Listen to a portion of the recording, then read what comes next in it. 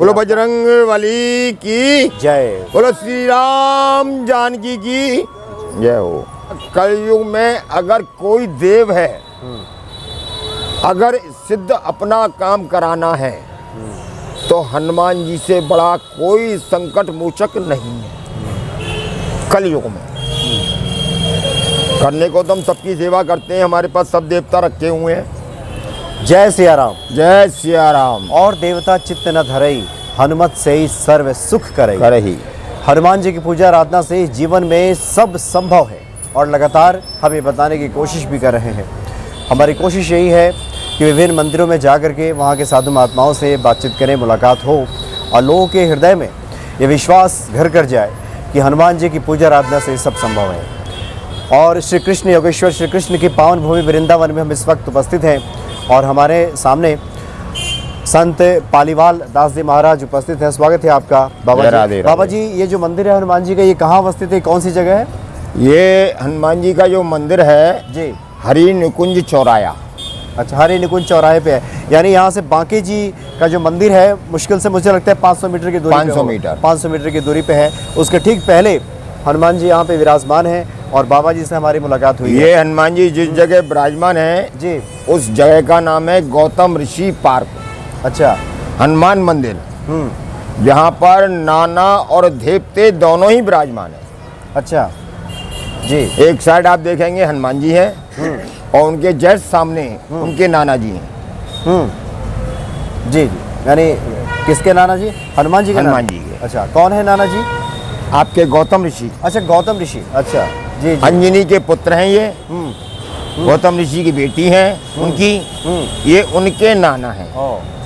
ये तो बहुत अच्छी आपने बात बताई बाबा जी। और ये आपको पूरे मैं दावा देता हूँ जी, कहीं भी आप जाएंगे पूरे भूमंडल पर, हाँ, दावे के संग आपको नाना और देवते का कहीं जोड़ा नहीं मिलेगा। हाँ बिल्कुल। अब तक मैं जहाँ जहाँ जिन जिन मंदिरों में गया हूँ ये पहली बार सुनने को मिला है कि हनुमान जी यहाँ पे विराजमान हैं और उनके नाना जी गौतम ऋषि।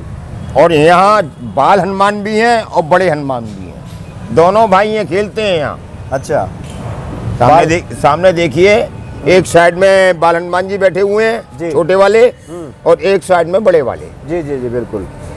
जुगल जोड़ी सरकार की जय। अच्छा बाबा जी, अभी हमने जैसे कहा कि हनुमान जी की पूजा आराधना से तो जीवन में सब संभव है, तो हनुमान जी को कैसे प्रसन्न किया जाए? हनुमान जी को केवल भक्ति से प्रसन्न कर सकते हो। और आप कर्म धर्म कितना भी कर लो, जब तक आप भक्ति हनुमान जी की नहीं करेंगे, क्योंकि हनुमान जी चारों युग, एक युग के मालिक नहीं है, ये चारों युग के मालिक हैं। दूसरी बात, मैं भक्तों से एक बात और भी कहना चाहता हूँ जी, कि हनुमान जी की सेवा जो होती है वो 12 बजे के बाद होती है। यानी दिन के 12 बजे के बाद, दोपहर के बाद? जी हाँ। अच्छा। क्योंकि उससे पहले हनुमान जी राम जी की सेवा में लगे रहते हैं जी।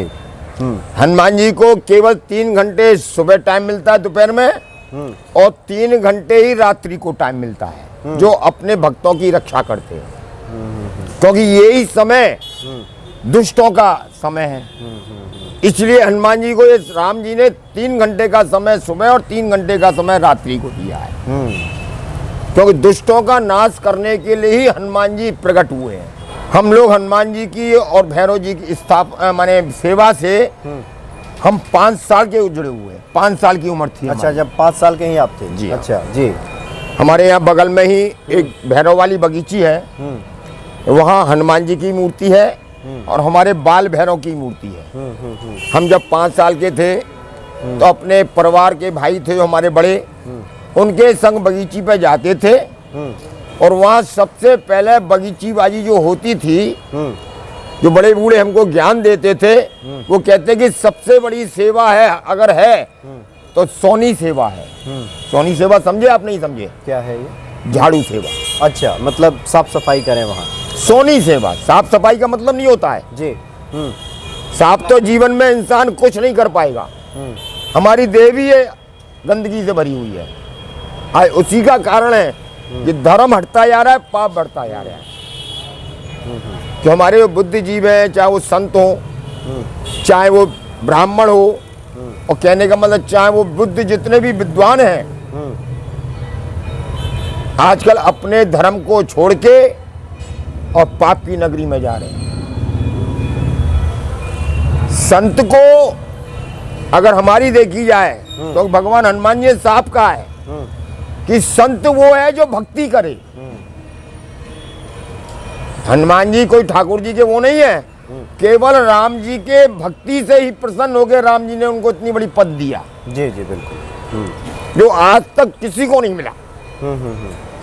और उस भक्ति की शक्ति ऐसी थी कि हनुमान जी ने जब कहा ना लास्ट में, विभीषण ने कहा था कि हनुमान जी तुम्हारे पास नहीं है, और जिस समय दरबार में से विदा हो रहे थे तो माँ जानकी ने समस्त जो संत माने हनुमान जी के संग सेना थी, जामवंती जी, बाली जी या सुग्रीव जी, बाली जी सुग्रीव जी जब थे तो उस समय भी हनुमान जी को राम माने सीता जी ने एक भेंट में माला दी,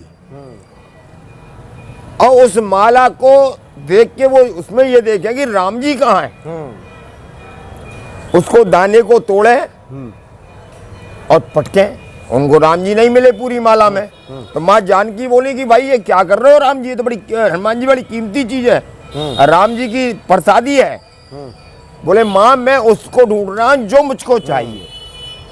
बोले मतलब मैं आप दोनों के स्वरूप को ढूंढना चाह रहे हैं कि आप दोनों का स्वरूप है कहाँ। जब उनको ये बात बहुत लंबी चलने लगी तो विभीषण जी बोले अगर तुम राम जी के ऐसे ही भक्त हो तो मुझको दर्शन कराओ ना। जब हनुमान जी ने उनको अपना सीना चीर के तो दोनों को दर्शन कराया, एक साइड में सीता जी और एक साइड में राम जी विराजमान है। ये ऐसा भक्त वर्ल्ड में क्या और ना होगा ना हो सकता है। जी जी बिल्कुल, जय जी जी। अच्छा बाबा जी, बहुत सारे जो संसार के लोग हैं, आप तो साधु महात्मा हैं, आप हम तो... साधु नहीं हैं जी, ये भी समझिए जी, हम साधुओं के भी महासाधु हैं। बड़ा बोल नहीं बोलते हैं और ना बोलना चाहिए। जी जी, जो हम लोग से आप जो बात कर रहे हैं, हम लोग तीर्थ पुरोहित हैं। अच्छा अच्छा, हम लोग मैया के दर्शन करने जाते हैं, यमुना मैया की। जी जी, यमुना माँ हमारी यहाँ की पटरानी है ठाकुर जी की, उनका अधिकार ब्रजवासियों पे अधिक है, ना कि ठाकुर का। यहाँ ठाकुर तो ये ब्रज में हमारे वृंदावन, ब्रज की बात छोड़िए, ब्रज 84 कोस में है। ठाकुर हमारा वृंदावन में यहाँ चाकर है, मालिक नहीं है यहाँ पर। यहाँ उसको अपना मोक्ष पाने के लिए राधे जी की शरण में जाना पड़ा है। और वो ही नहीं, यहाँ जीवन और मृत्यु को दोनों को राधे जी की शरण में आना पड़ा। वृंदावन वो है। जी जी, जैसे आपका विशेष, जैसे आपको बताया अभी मैंने, आप दर्शन भी कर सकते हैं वृंदावन में, इसका साक्षात प्रमाण भी है। अच्छा, कि राधा रानी की भगवान ने यहाँ चरण सेवा की है। तो चरण सेवा किसकी होती है? आप बड़े पढ़े लिखे विद्वान हैं, ऐसी बात नहीं। चरण सेवा अपने से बड़े की होती है, छोटे की नहीं। जी जी बिल्कुल। दूसरा, जीवन तो हमारा कृष्ण है, इसको भी समझ लो आप। और मृत्यु कौन है? भोलेनाथ। तो यहाँ भोलेनाथ भी राधा रानी की शरण में अपना उद्धार पाने के लिए, आशीर्वाद लेने के लिए नहीं, अपना उद्धार पाने के लिए यहाँ गोपी बने, जिनका नाम है गोपेश्वर। अच्छा, गोपेश्वर महादेव। यस, आपके हमारे भारतवर्ष में पूरे में 12 ज्योतिर्लिंग हैं।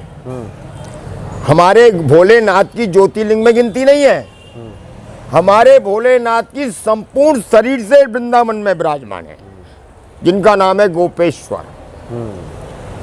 आज भी डेली सुबह जल से, दूध से, दही से सेवा होती है जो भक्त लोग चढ़ाते हैं, पर शाम को डेली गोपी का रूप धारण करके भोलेनाथ आज भी भक्तों को दर्शन देते हैं।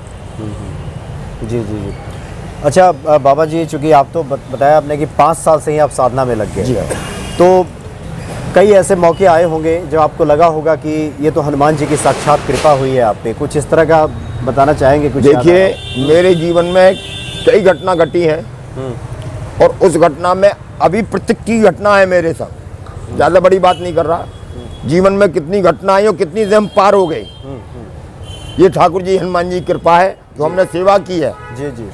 3.5 साल तो कंटिन्यूस, चाहे आंधी हो चाहे तूफान, हमको डेली चोला चढ़ाना और डेली हनुमान जी की सेवा में जाना, ये हमारा प्रतिदिन।